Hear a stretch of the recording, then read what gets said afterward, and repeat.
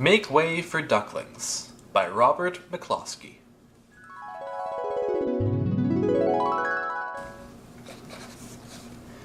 Mr. and Mrs. Mallard were looking for a place to live. But every time Mr. Mallard saw what looked like a nice place, Mrs. Mallard said it was no good. There were sure to be foxes in the woods or turtles in the water, and she was not going to raise a family where there might be foxes or turtles. So they flew on and on.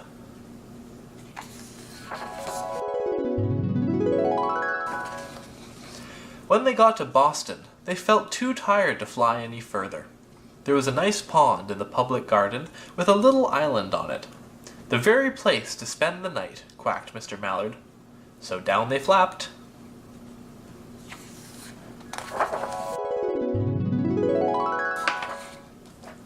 Next morning they fished for their breakfast in the mud at the bottom of the pond, but they didn't find much. Just as they were getting ready to start on their way, a strange enormous bird came by. It was pushing a boat full of people, and there was a man sitting on its back. "Good morning," quacked Mr. Mallard, being polite. The big bird was too proud to answer. But the people on the boat threw peanuts into the water, so the Mallards followed them all the way around the pond and got another breakfast, better than the first.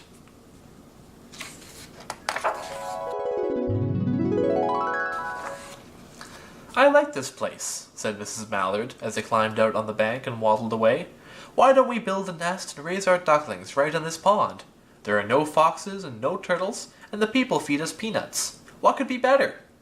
"Good," said Mr. Mallard, delighted that at last Mrs. Mallard had found a place that suited her. But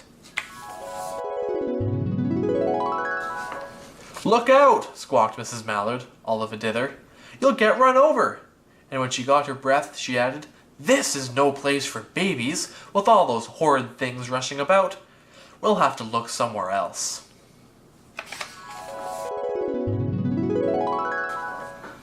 So they flew over Beacon Hill and round the State House, but there was no place there.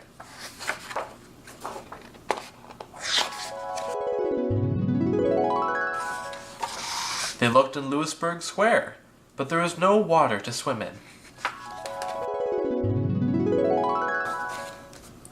Then they flew over the Charles River. "This is better," quacked Mr. Mallard. "That island looks like a nice quiet place, and it's only a little way from the public garden." "Yes," said Mrs. Mallard, remembering the peanuts. "That looks like just the right place to hatch ducklings."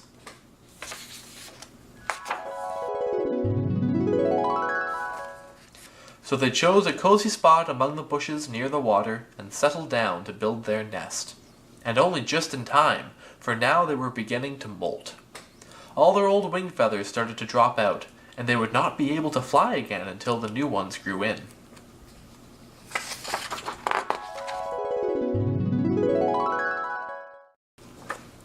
But of course they could swim, and one day they swam over to the park on the riverbank, and there they met a policeman called Michael. Michael fed them peanuts, and after that the Mallards called on Michael every day.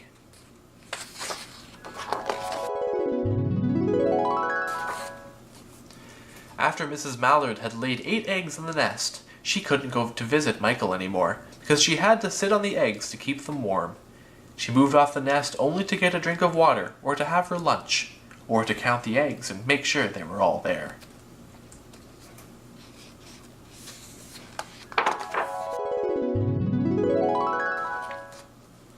One day, the ducklings hatched out. First came Jack, then Cack, and then Lack, then Mack, Knack, and Whack, and Pack, and Quack. Mr. and Mrs. Mallard were bursting with pride. It was a great responsibility taking care of so many ducklings, and it kept them very busy.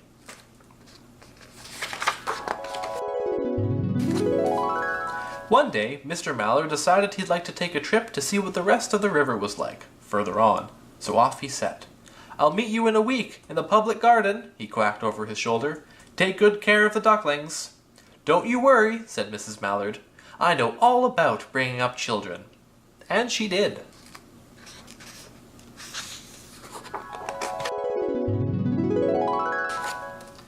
She taught them how to swim and dive.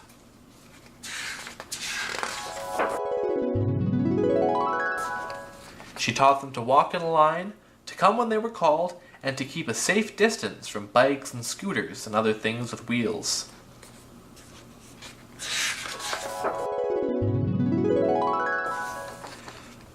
When at last she felt perfectly satisfied with them, she said one morning, "Come along, children, follow me." Before you could wink an eyelash, Jack, Cack, Lack, Mack, Knack, Whack, Pack, and Quack fell into line, just as they had been taught. Mrs. Mallard led the way into the water, and they swam behind her to the opposite bank.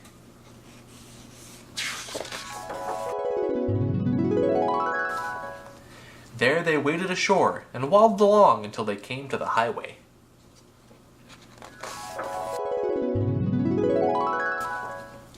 Mrs. Mallard stepped out to cross the road. Honk, honk, went the horns on the speeding cars. Quack, went Mrs. Mallard as she stumbled back again. Quack, quack, quack, quack, went Jack, Cack, Lack, Mack, Knack, Whack, Pack, and Quack, just as loud as their little quackers could quack. The cars kept speeding by and honking, and Mrs. Mallard and the Ducklings kept right on quack, quack, quacking.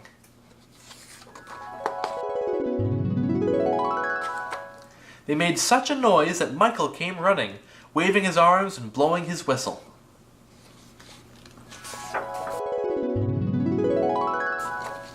He planted himself in the center of the road, raised one hand to stop the traffic, and then beckoned with the other, the way policemen do, for Mrs. Mallard to cross over.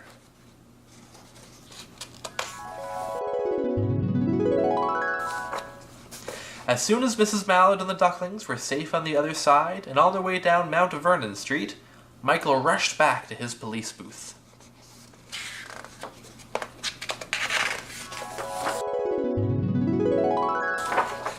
He called Clancy at headquarters and said, "There's a family of ducks walking down the street." Clancy said, "Family of what?" "Ducks," yelled Michael. "Send a police car, quick!"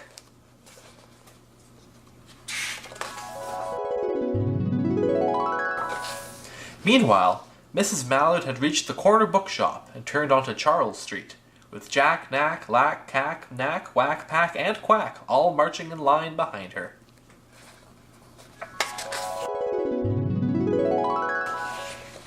Everyone stared. An old lady from Beacon Hill said, "Isn't it amazing?" And the man who swept the street said, "Well now, ain't that nice?" And when Mrs. Mallard heard them, she was so proud she tipped her nose in the air and walked along with an extra swing in her waddle.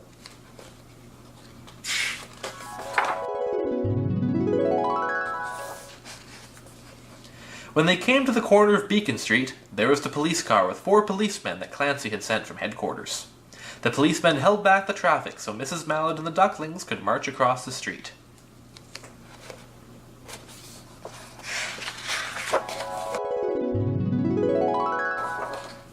Right on into the public garden.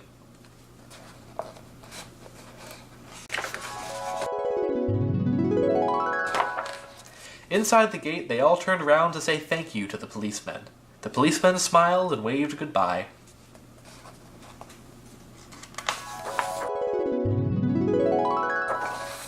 When they reached the pond and swam across to the little island, there was Mr. Mallard waiting for them, just as he had promised.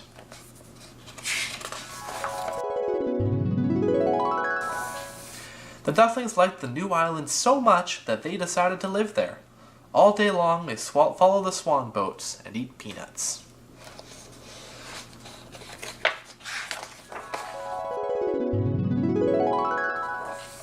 And when night falls, they swim to the little island and go to sleep.